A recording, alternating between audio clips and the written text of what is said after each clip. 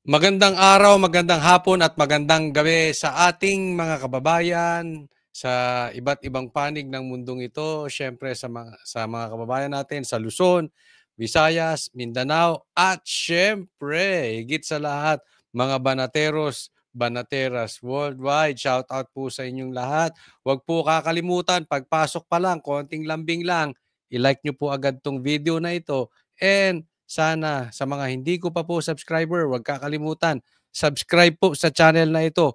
Huwag kakalimutan, Coach Oli News PH. Coach Oli. Okay? Ito po ang ating magiging topic. Mga vloggers, ipahuhuli ni Torre. BBM, unti-unti nang iniiwan ng mga kakampi. Ayan. Yan ang sinasabi natin eh. Magkakaroon na ng shifting of powers. Marcos, nagbago na naman ang isip. Meron pa bang bago kung hindi nagpabago-bagong isip ni Marcos? Ayan po, pag-uusapan natin. Hindi ko na po pagtatagalin, dediretso na po tayo agad sa balita dahil kay Coach Oli, bida ang balita. Oh, ito, pag-usapan natin itong si Pares King. Ipapahuli. Di umano ang mga vloggers.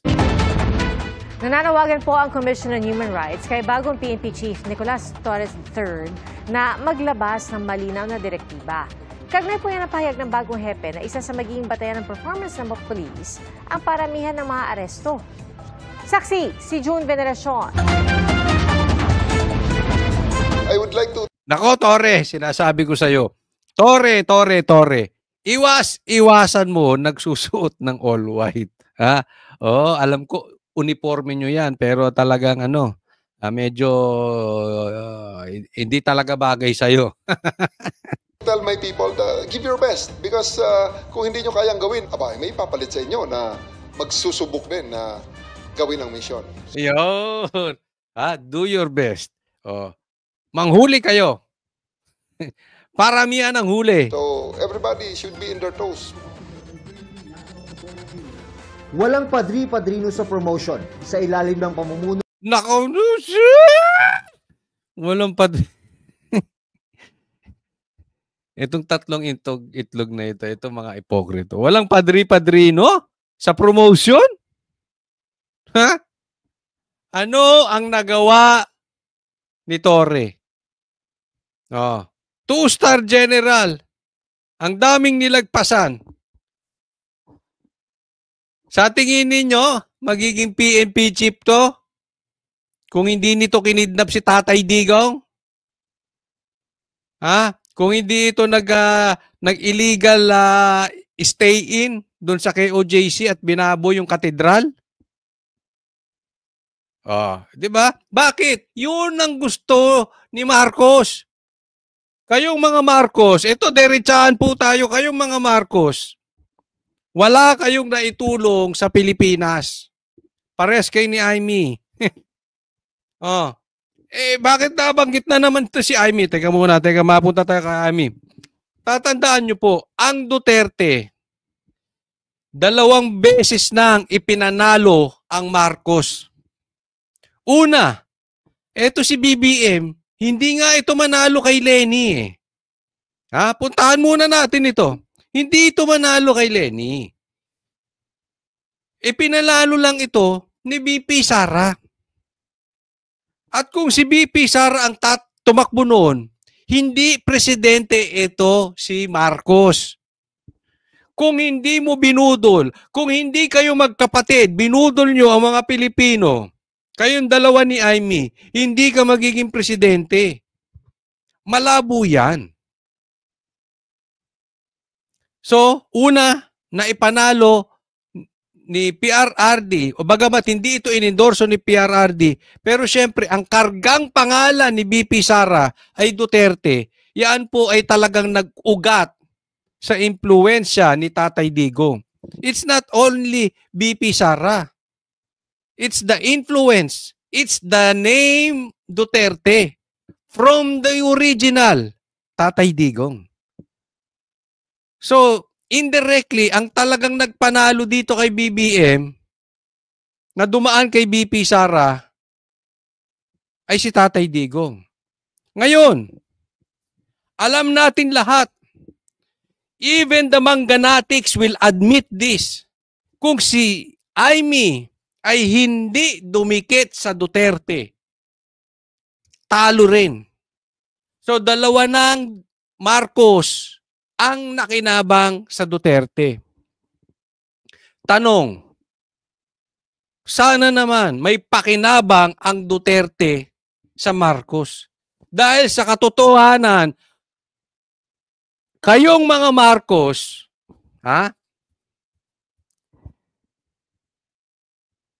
puro kabulustugan, puro kalukuhan, puro kasamaan ang nagawa nyo sa Duterte. Wala kayong naitulong. Di ba? Nakakadalawa na kayo. Hindi mo pwedeng itanggihan, Amy. Bumulusok ka na sa rating. Dumausdos ka na. Bumagsak ka na. Nakakapit ka lang pang 12. It's because of the name Duterte. It's not the name of Marcos anymore. Ng bagong PNP chief na si Police General Nicolas Torre III. Isa yan sa mga pangako ni Torre, ang unang hepe ng PNP na graduate ng Philippine National Police Academy. Hamon ko sa iyo, panatilihin mong malinis at marangal ang hanay ng ating mga kapulisan. Hamon ko sa iyo, panitalihing malinis at Malinis at Marcos, ulit-ulit. Ko sa iyo, panatilihin mong malinis at marangal ang Malinis at marangal? Bawal ang sigarilyo sa loob ng KOJC, yung mga yan nagsisigarilyo doon sa loob. Bawal sa public place. Manigarilyo sa Davao? Nanigarilyo yan? Malinis ba umihi kung saan-saan yung mga pulis ni Torre? Yang pulis Torre, binaboy ang KOJC. Tama ba yun? Makatarungan ba yun? Nilinis ba nila bago sila umalis? Sino naglinis nung kalat nila doon? Yung tinaihan nila, yung inihian nila, yung mga sigarilyo nila, yung mga upos nila doon. Sino naglinis? Nung umalis sila, KOJC, ihi nyo, tain nyo, KOJC naglinis. What are you talking about malinis? What are you talking about marangal? Marangal ba yung maghukay ka sa loob ng katedral? Marangal ba na maghukay ka sa loob ng eskwelahan? Ano marangal doon, Marcos? Napaka-hipokrito talaga nitong tao na ito. Alam mo kaya nakakainis eh. Pabarong-barong ka dyan, tapos magsasalita ka na kala mo kung sino ka na may nagawa ka sa Pilipinas. Wala, oy! Sige, anong nagawa mo sa Pilipinas? Wala. hanay ng ating mga kapulisan. Bilisan ang investigasyon sa mga kaso laban sa mga pulis na lumabag sa batas. Kasama sa mga pangunahing tutukan ni Torre ang kampanya kontra droga. Patuloy din kayong magmatyag sa ating mga komunidad para kahit ang small time ng mga drug dealers ay wala ring ligtas. Nako! Marcos, tanong. Nagagalit ka sa mga drug dealers.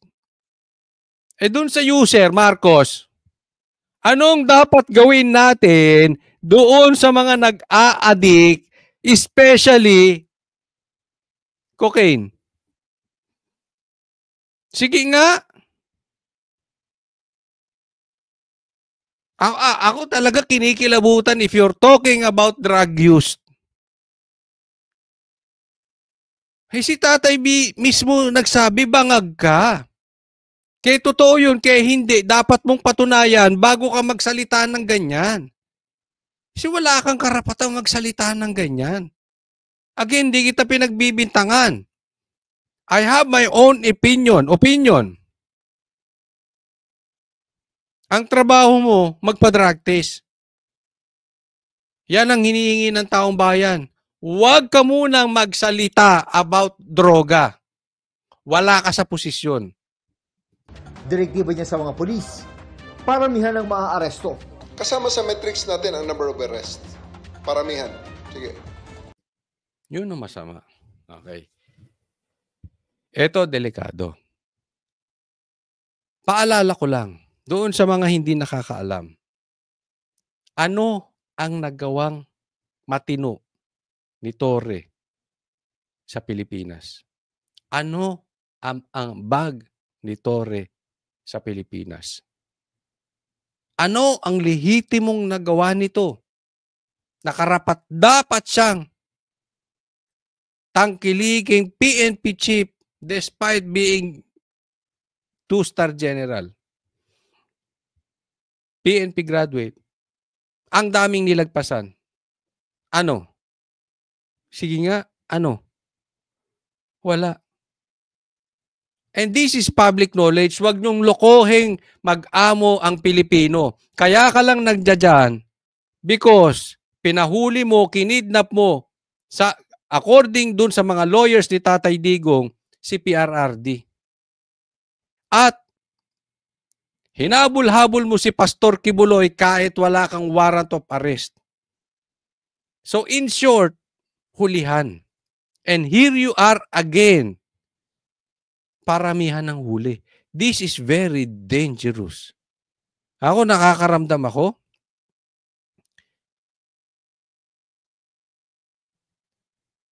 Martial law is coming. Humanda po kayo mga Pilipino. If not, kung hindi man dumating ang martial law, silent martial law is surely to come. Dahil ang kalaban ni Marcos ay ipahuhuli.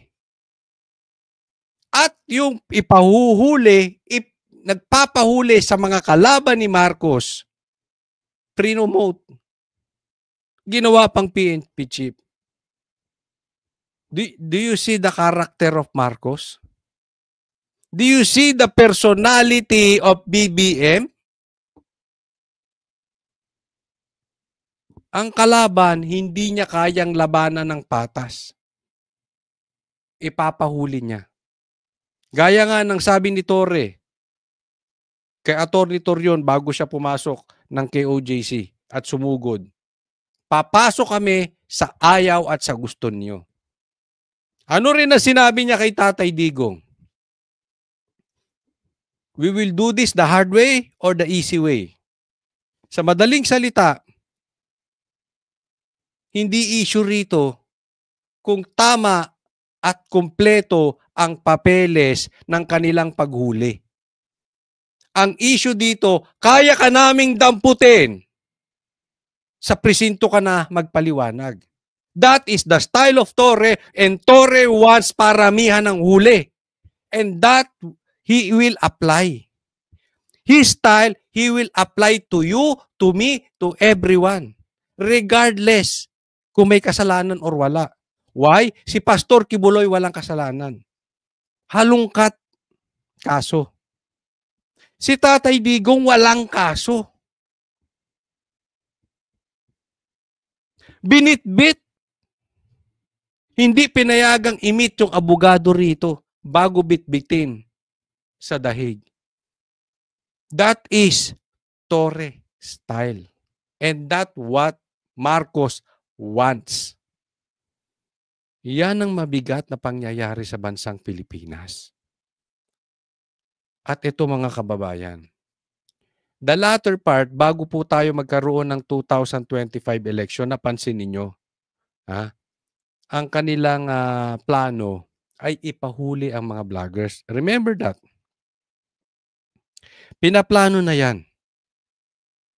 Pinapatawag sa kamera, iniipit, tinatakot, kinakasuhan, etc., etc., etc.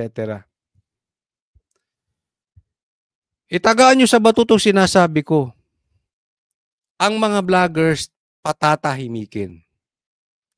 Hindi nila nakuha sa pahiring-hiring dyan sa kamera.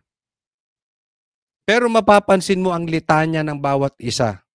Yung mga sekretary niya, ang litanya, fake news peddlers, vloggers here, vloggers doon. Ano sa madaling salita? Ayaw nila na may kokontra sa kanila.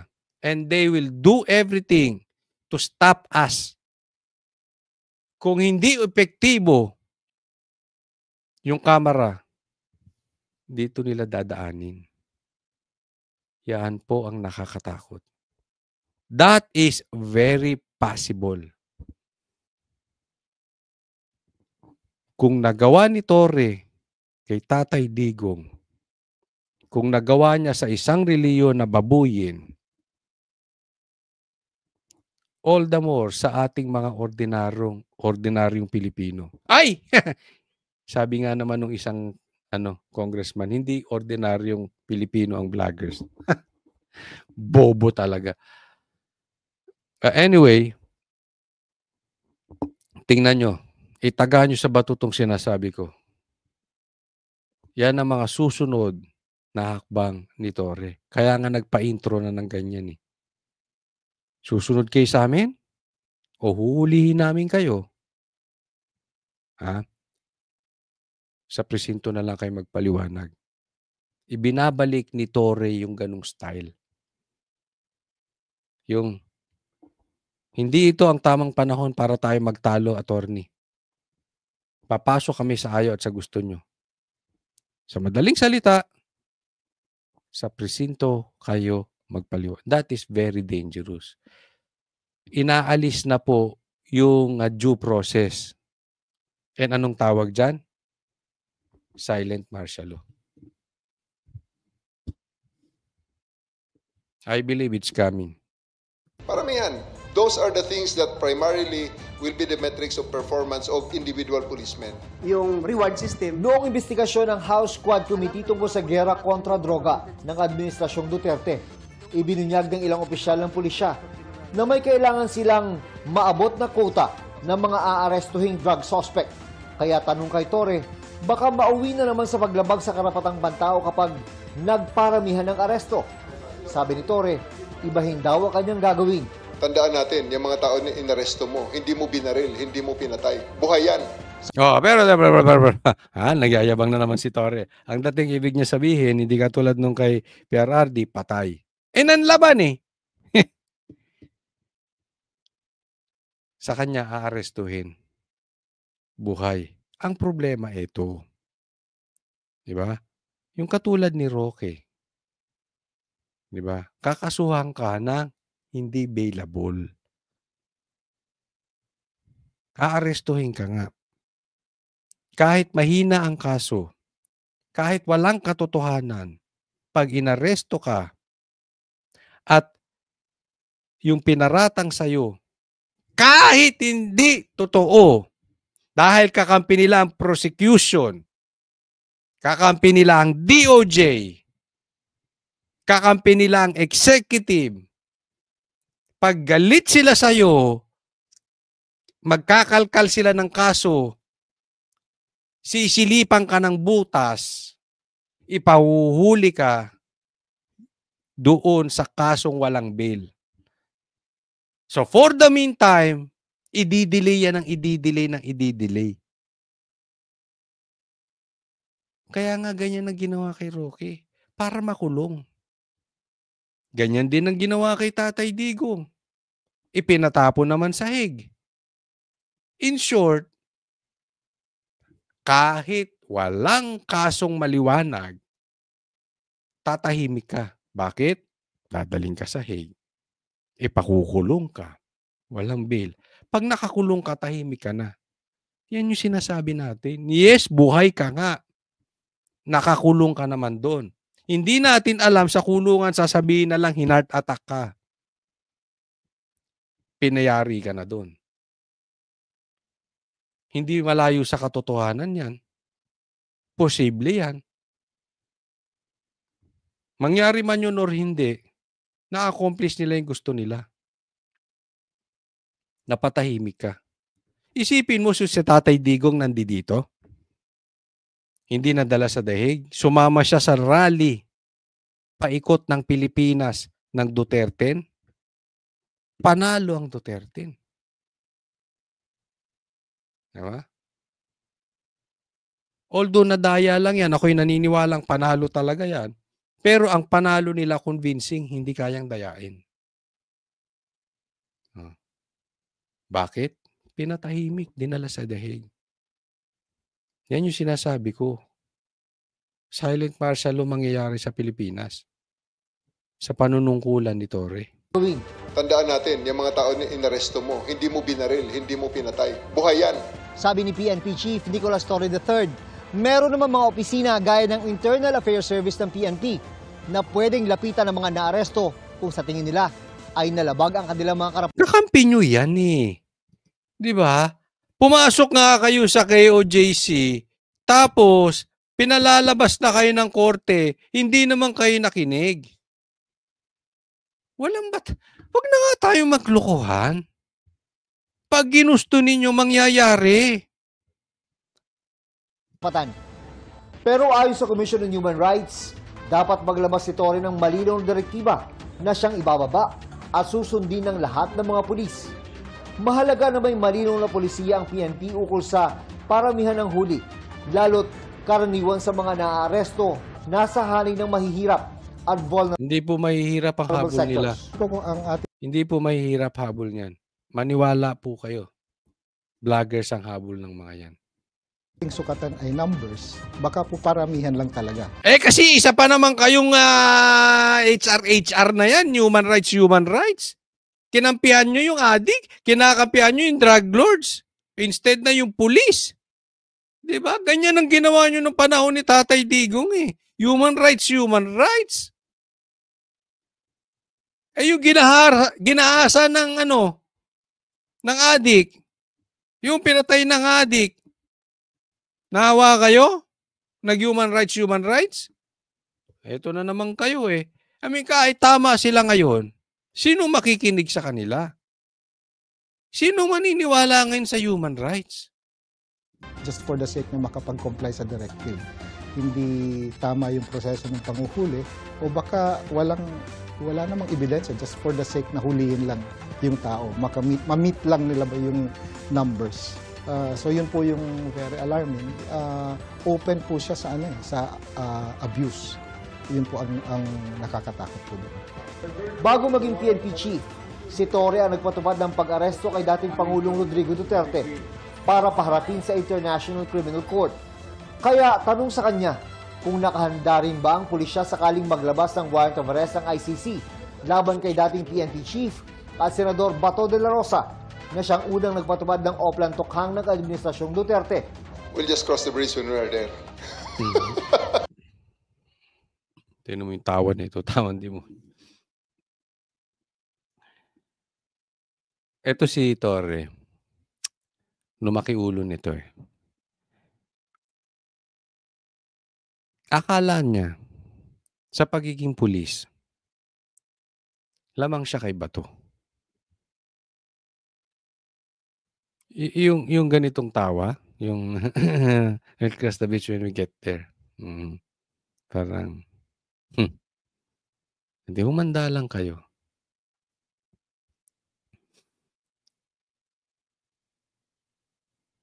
Akala mo, mas magaling ka dahil nakasandal ka sa isang leader na weak na katulad ni BBM? Is that an accomplishment? Alam niyo, sa totohanan nga, masisira ang ahensya ng pulis dito kay Torre. Yung kinabibiliban mo, yung pagiging PNP chief, bumababa ng level. Talagang pwede palang mangyari yun kahit illegal ang ginawa. But obviously, we are also making contingencies. Patuloy naman ang pakikipag-coordinate ng PNP sa Interpol bilang isa sa mga paraan para mapabalik sa bansa ang dating Duterte Presidential Spokesperson na si Attorney Harry Roque na nasa Netherlands. Abogado naman si Harry Roque. Harapin niya. Kasi ito yung kaso na hindi mo na pwedeng dalhin sa kalsada o para rally. No, Una, ginaya pa nito si Panelo. Si Panelo una nagsabi nun, remember? Roque, abogado ka naman. Ay di harapin mo. Yeah. Pangalawa, hindi ito yung sitwasyon na dadalhin mo sa kalsada para mag-rally yung kaso. Alam mo, yung ginagawa ni Roque ay nasa batas natin yan. Ha? Karapatan po ni Roque humanap ng asylum. At karapatan din niya ang mag-rally. Hindi kasi lahat ng bagay nagagawa nyo sa brasuhan. Tandaan mo, Tore, may karma ang lahat. Kung ano tinanim mo, yan ang aanihin mo. At we witnessed, no, a lot of stories. Maraming kingdoms na po ang bumagsak. Kaya huwag kang aasa na forever kang ganyan. May karapatan yung tao. Ang kaso, hindi nyo ngayon madaan sa brasuhan. Yan yung style ninyo eh. Brasuhan. Hindi nyo magawa. Alam mo, Tore, gusto kong marinig sa'yo mismo. Pagbaliktad ng mundo na si BP Sara na ang nakaupo, hindi ka tatakbo at sasabihin mo, dito lang ako sa Pilipinas, haharapin ko ang batas. Kasi baka mamaya, by the time maging presidente si BP Sara, wala ka na sa Pilipinas. Ibabalik ko sa iyo yung mga sinasabi mong umuwi ka na lang, abogado ka naman. Harapin mo ang batas. Ipakakain ko sa iyo yung sinabi mong yan. Ibabalik ko sa iyo yan. Pagkaupo ni Presidente. Ay pagkaupo ni BP Sara as President sooner or later than 2028. Sa daw para ni rally. Para sa GMA Next topic po tayo. Ito, pakinggan natin itong sinabi ni Mayor Baste. I would admire this person kung talagang he did everything with due process. Diba? But he, you know, like, technically, if we talk about the case or you know, like, we review what happened, what transpired during yung ginawa sa kanya with KOJC. Alam mo, punto si ano dito si Mayor Baste dito mabilib ako sa kanya kung lahat ng ginawa niya with due process. Marcos, diyan kayo nagkulang. Regardless kung may kasalanan si PRRD, regardless kung may kasalanan si Pastor Kibuloy, which I believe wala silang kasalanan, pero for discussion purposes, una, walang jurisdiction ng ICC dito. Pangalawa, walang due process yung ginawa kay PRRD. Wala ding due process yung ginawa kay Pastor Kibuloy. Wala ding due process yung ginawa sa Esiminay.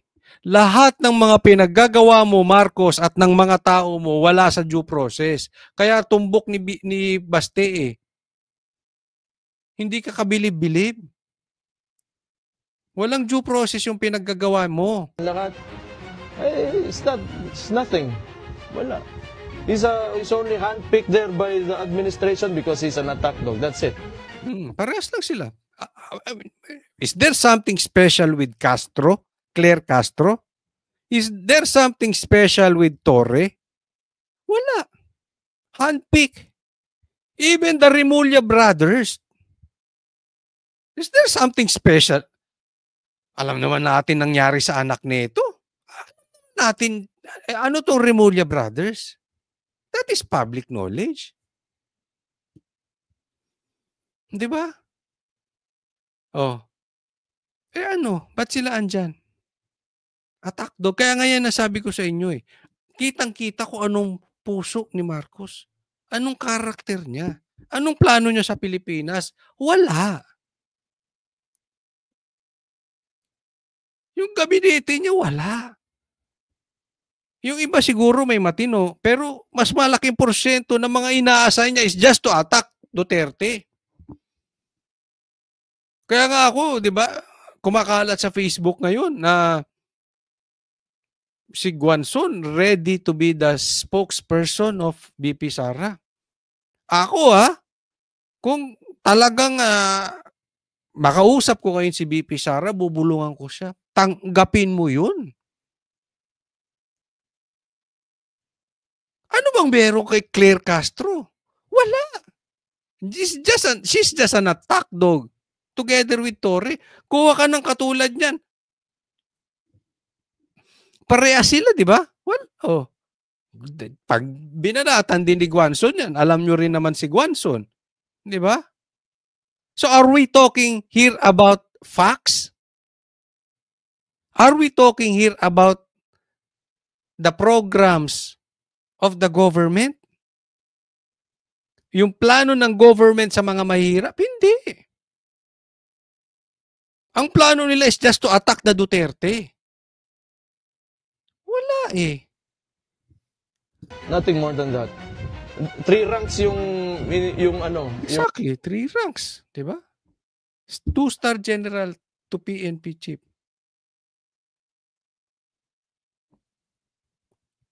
Nakita nyo kung anong klaseng utak meron si Marcos? Nakita nyo kung anong klaseng leadership meron si Marcos? It all boils down to Marcos. That's why hindi siya nire-respeto ng pulis eh. Kaya nga yung mga pulis, yung mga sundalo, anong binoto? Duterte. Straight. That is overwhelming. Even the media, they voted for the Duterte. Why? They don't like Marcos because he is not a leader. That is the truth and nothing but the truth. He is weak. Tingnan mo ang decision making ni Marcos. Parang batang paslit. Parang high school. Iprinomote yung kapraternity. Why? Bakir niya eh. Hindi ba? Tingnan mo to si Marcos. Ano ba ito? Elementary? Ano to? Fraternity? Kaya walang mangyari. He is not the man for the job. He is there just to attack. Yung inakyatan niya. Tinalunan niya 3 ranks. And na ngayon sinasabi ni Marbil na it was based on merit. Come on, di ba?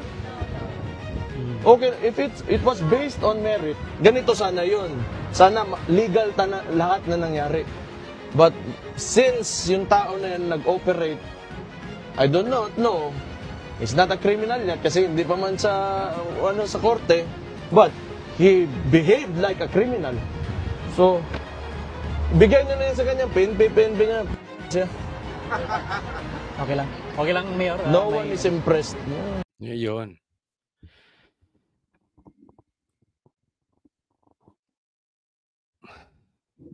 Based on merit. Tumbok ni Baste. Hindi based on merit yung nakuha niya. Hindi based on merits. Ano ang naambag ni Torre sa Pilipinas? Bukod doon sa pagpapahuli nga kay PRRD at sa pagpasok niya sa KOJC na para huliin si Pastor Kibuloy and yet sumuko sa ISAP. Alam mo? Insulto yun. Even to you, Torre. Andiyan ka. 5,000, 6,000 policemen for 16 days. We were there even before and even after the siege. We know everything. Hindi ko narinig, nakita ng mata ko. What you did in KOJC, Torre. So it's not based on merits. Sa ISAP pa nga sumuko eh. 'Di ba? Naiputan ka ron, Torre. So it's not based on merits. Kaya nga sabi ni Baste, sa'yo na yan. I'm not impressed. Sapul! Alam mo, ang pagiging PNP chief, bakit ba pangarap ng bawat pulis yan? Dahil prestige. Di ba? May prestige na kasama. To impress people. Naging PNP chief ako. Sinong impress sa'yo, Torre? Bukod dun sa mag-asawang Marcos at saka siguro si Amy. Sinong impress sa'yo? Wala. Not even your co-policemen. Kahit yung mga kabaro mo, wala. Diba? Kaya nga, pag tiningnan talaga natin ito, this will affect yung kapulisyahan in totality. Why? Bumaba kasi yung status ng pagiging PNP chief. Yung before mataas ang tingin nyo. Ngayon, bumababa eh. Bumababa yung level na parang wala namang kwenta na maging PNP chief. Kasi pasipsipan lang. Hindi naman based on merits. Basta malakas ka lang. Politika lang. Everybody can sip-sip. Hanggat saka, ano lang yan, palakasan lang ng sikmura yan. No talent, no credibility, no merits, no hard work. It's just sip-sip. Gawin mo lang yung gusto ng boss mo. Kahit illegal. So yung pagiging PNP chief ngayon, yung imahe, dati kinabibiliban. Darating ang panahon, kung ganito ang mangyayari. Mawawalan ng kwenta ang PNP chief. Next topic po tayo. Ito pag-usapan natin. BBM, unti-unti nang iniiwan ng mga kakampi. Yan yung sinasabi ko sa inyo una, di ba? After the election, natalo sila Marcos. Sino lang ang lumusot sa kampo nila? Si Lito Lapid dahil pagiging artista, wala din namang silbi yung tao na yon. At saka sino pa bang lumusot? May isa pa. Yon si Erwin Tulfo. Siyempre Tulfo naman eh. Una pa lang, di ba? Pero sa madaling salita, walang naipanalo to si Marcos. At yung mga politiko, alam nila yan. Alam nila yan. Kaya nga, unti-unti na nagsishift ang power. Tandaan nyo to, sasabihin ko sa inyo. Ang mga politiko ngayon, unti-unti nang didistansya kay Marcos. May bago umanong grupong namumuo sa Senado, ang tinatawag na Escudero 11. Ang kanila raw pakay, kill the VP Sara impeachment. Pero wala raw itong katotohanan na ayon kay Senate President Chis Escudero. Ang detalye sa agenda report ni Hannah T. Grabe no, may bagong grupo. At Escudero 11. Kung may Duterte, may Escudero 11. Ganon? Si Senate President Chis Escudero na patayin na ang impeachment trial ni VP Sara. Ito raw ang endgame ni Escudero para makuha ang suporta ng Duterte Bloc at manatiling Senate President sa 20th Congress. Ito rin daw ang dahilan kung bakit naurong ang pagbasa ng Articles of Impeachment laban kay VP Sara. Itinanggi naman ito ni Escudero. I don't see the connection whatsoever. No. Has nothing to do, especially given the fact that the 20th Congress will have a totally different composition. Sa naunang proposal ni SP Chis, ngayong araw... Eto Ito ngayon ang pinagtatalunan. Okay? Alam naman natin eh. At the get-go, nagsasagutan na ito si Cheese at saka si Tito Soto. Sila yung gustong maging Senate President. Alam naman natin nagpupolitikahan to mga to. And sabi nga dito sa balitang to, si Cheese is trying to please the Duterte group. At pag makuha niya yun, magiging Senate President siya. Kasi nasa 10 na ang Duterte Black ngayon. At ang kailangan lang niya 13 votes. So definitely, pag nakuha mo ang Duterte Black ngayon, malakas ka na. Ang chances mo to retain as speaker, matindi na. No? So kaya ito si Cheese Escudero di umano ay pinopospone ang impeachment to please the Duterte Black. Whether totoo to or hindi, tingnan nyo po yung magiging senaryo nito. If totoo, at naging Senate President si Cheese because of Duterte Black, Marcos is a sitting duck. Hindi niya nahawak ang Senate. Kaya ako naniniwala, bagamat ayaw ng Duterte Black ang impeachment matuloy, ako naniniwala si Sara gusto niya. Why? Alam niya panalo siya eh. Hindi siya makukonvict. Even me, gusto ko matuloy. Bakit? Alam ko rin mananalo. Wala silang numero eh. Huwag na tayong maglokohan. This is a political process. Yung we will decide based on the evidence, maniwala kayo doon. Political yan, kampi-kampihan. At the end of the day, they will just justify yung votes nila. Iboboto nila kung gusto nila o hindi ma-impeach si BP Sara as easy as that. So wag na nating lokohin ang taong bayan. All that drama na mangyayari kung matuloy ang impeachment, okay din kasi may lalabas ni BP Sara yung baho na alam na niya patungkol sa gobyerno. Magkakaroon siya ng plataforma coming to 2028. It will be to BP Sara's advantage. Actually. Naniniwala ako doon. Kaya nga, hindi ko maano kung dapat ba ang Duterte Black ay for Cheese Escudero or kay Tito Soto.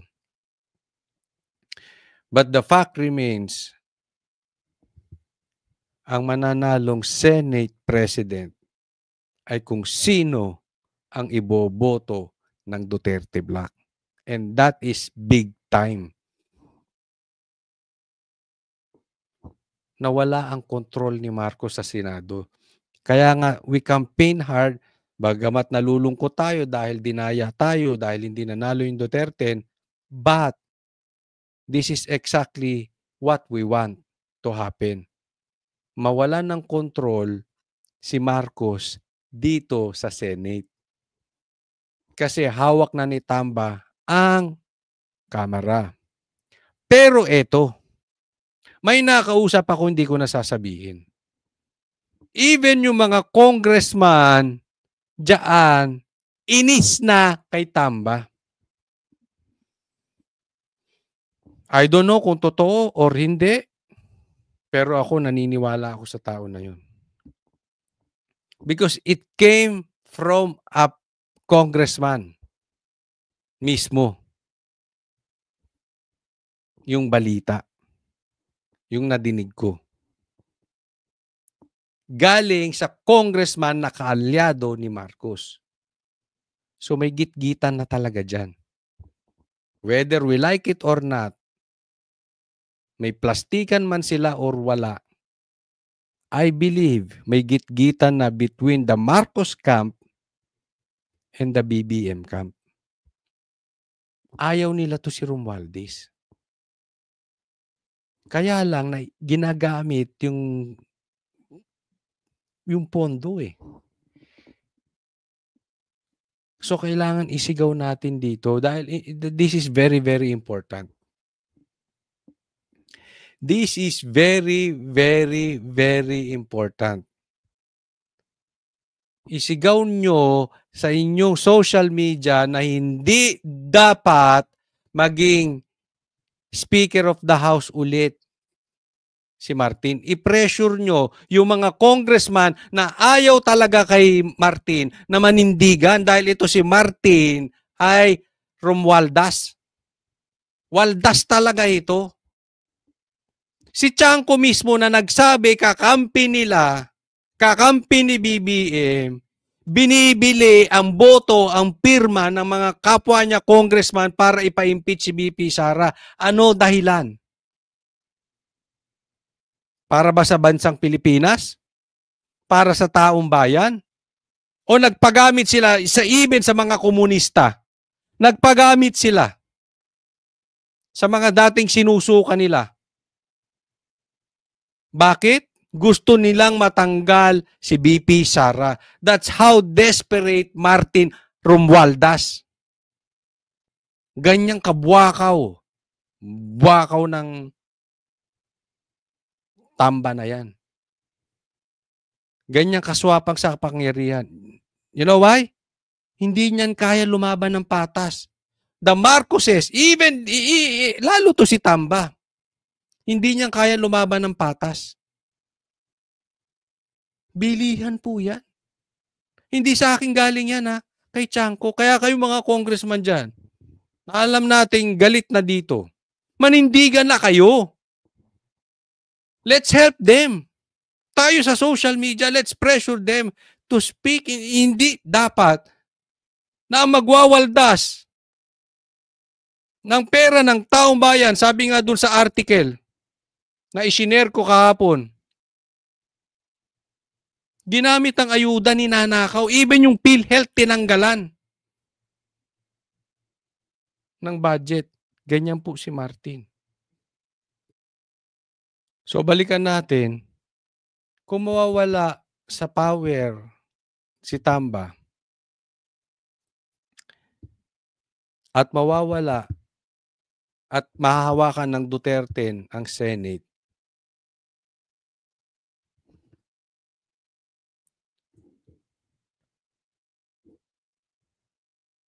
yung sinasabi ko na maglilipatan, na nagsisimula na ngayon, pero mabilis at maagang mangyayari kay Marcos. Kasi ito si Cheese. Ano ba ito si Cheese? Ha? Waiter lang to ni Lisa, di ba? Kanino nagpapalakas? Sa Duterte. Maybe, indirectly, itatanggi niya yon. Maybe, indirectly, hindi niya aaminin na iniiwan niya na ang kampo ng Marcos at lumilipat na siya sa Duterte. That really, in my opinion, it's very obvious. It's nangyayari talaga na nagsishift ang power doon sa malakas na candidate for the incoming presidential election. And who is the strong candidate ngayon coming presidential election? BP Sara. So yan yung sinasabi ko. Hindi naman inutil at stupido to mga politiko. Kaya nga politiko yan eh. They know politics. They know the shift of power. Alam na nila yan. Lantad sa ginagawa ni Cheese.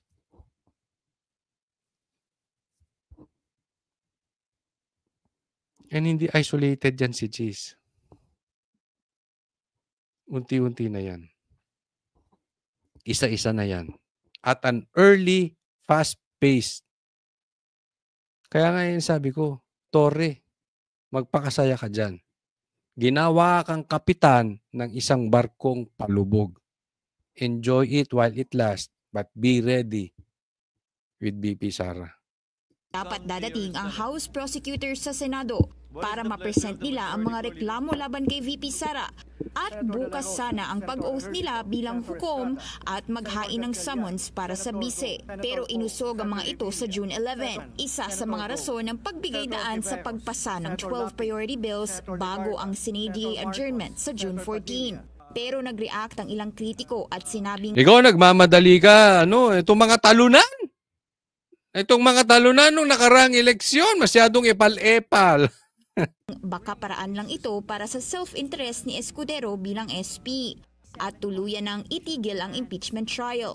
Sa gitna ng pagkakabinbin, lumitaw sa isang Politico report na 10 senador ang sinasabing sumusuporta sa planong ilibing ang impeachment. Kabilang dito ang Duterte allies na sina Senador Bongo at Bato de la Rosa at ilang fence-sitters.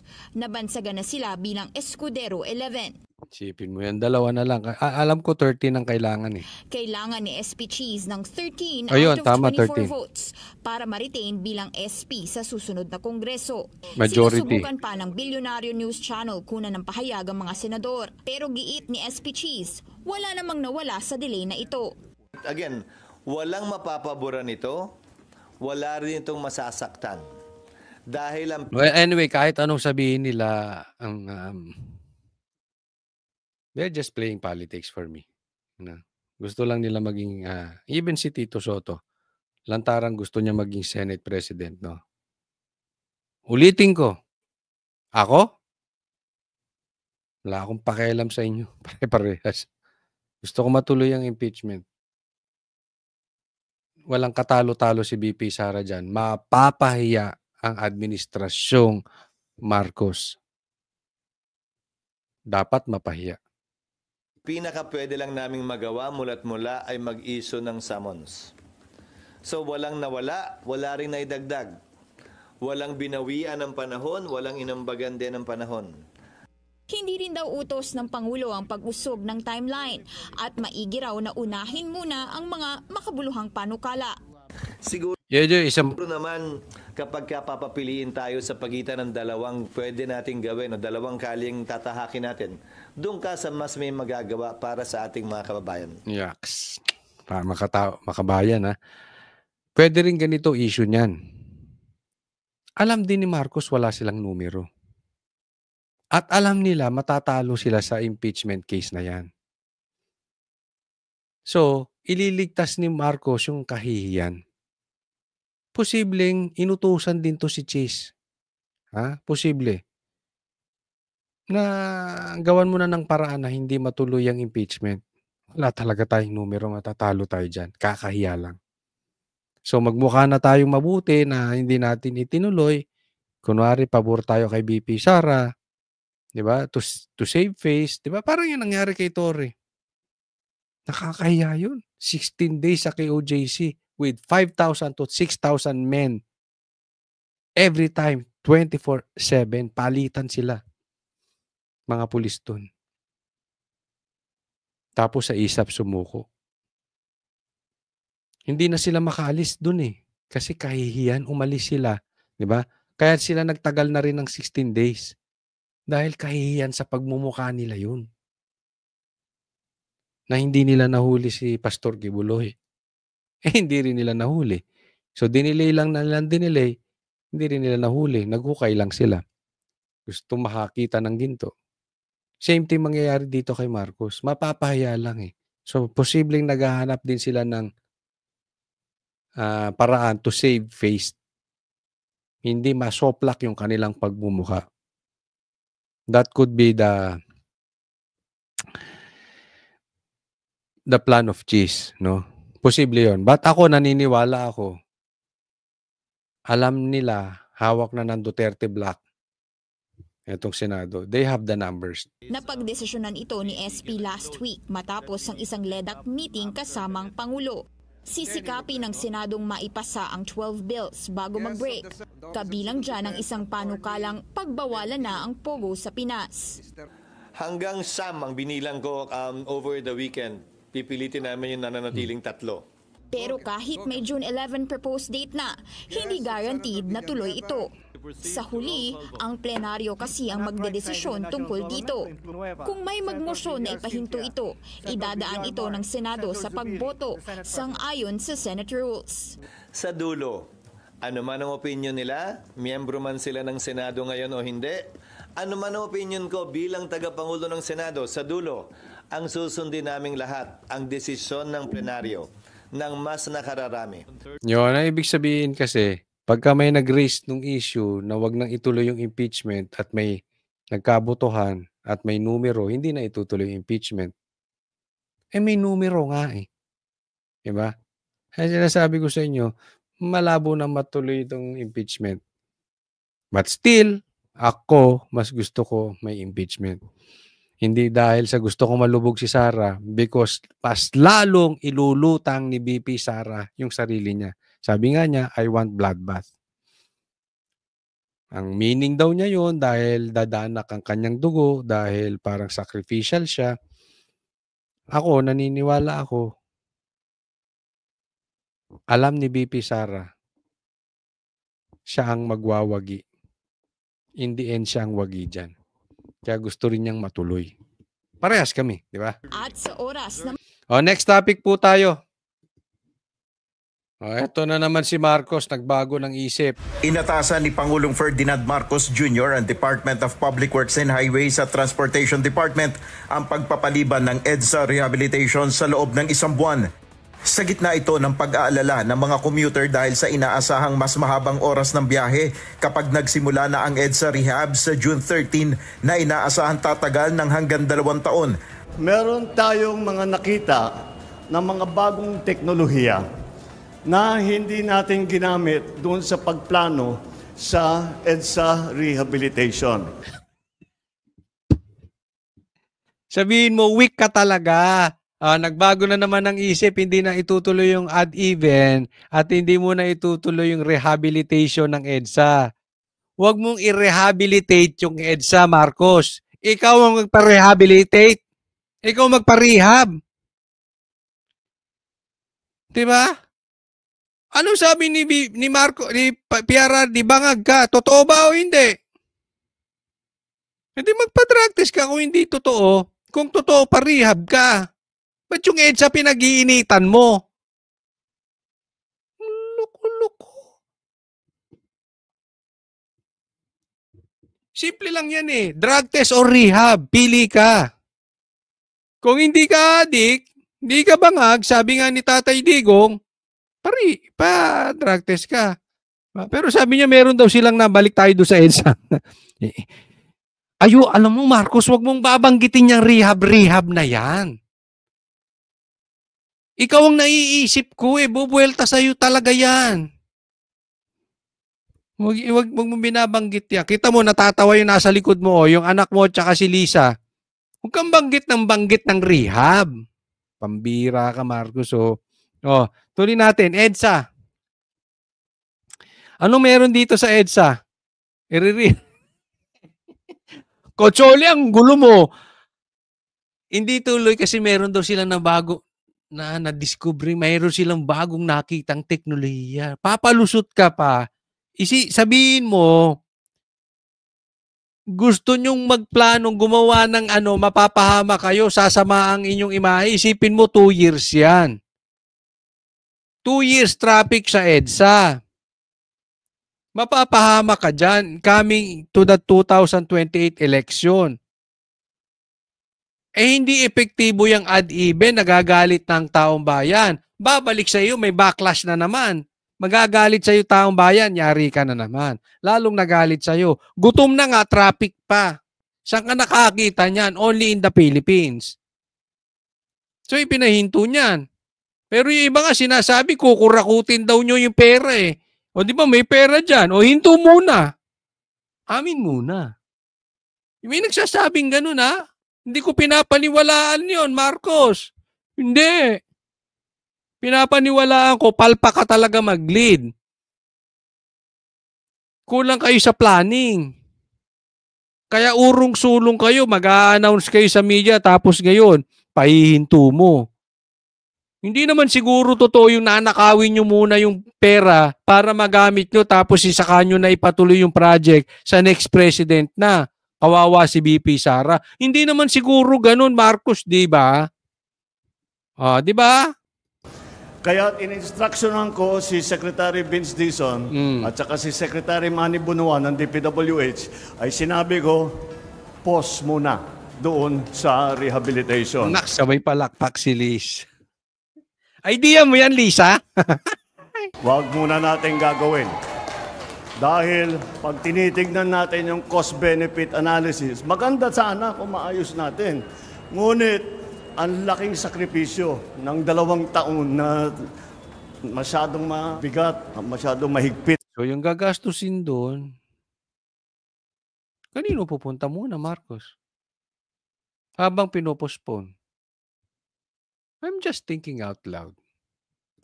Ang traffic. Ayon kay PBBM, ipagpapaliban muna ito ng 1 buwan upang mapag-aralan munang mabuti ang mga bagong teknolohiya upang mas mapabilis ang rehabilitasyon ng 23.8 kilometer road.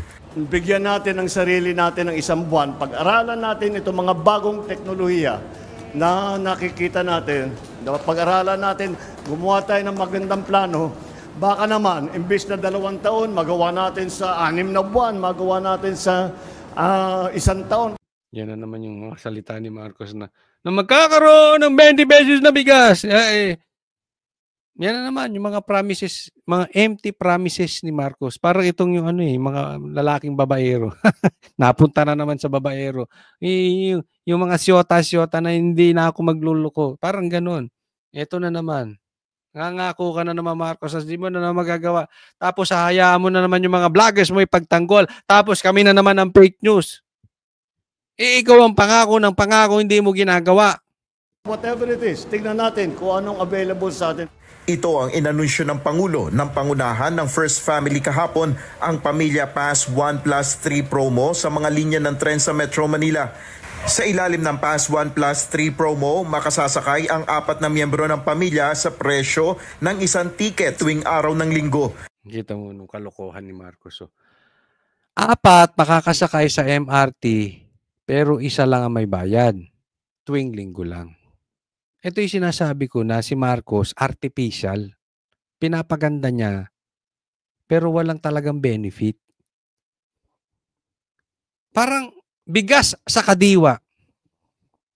Parang 20 pesos na bigas sa kadiwa. Na parang pagkain ng aso. 20 pesos na bigas sa Cebu. Na 1 araw. Na parang pagkain ng aso. Sa madaling salita, walang lehitimong tulong. Kasi hindi continuous eh. Di ba?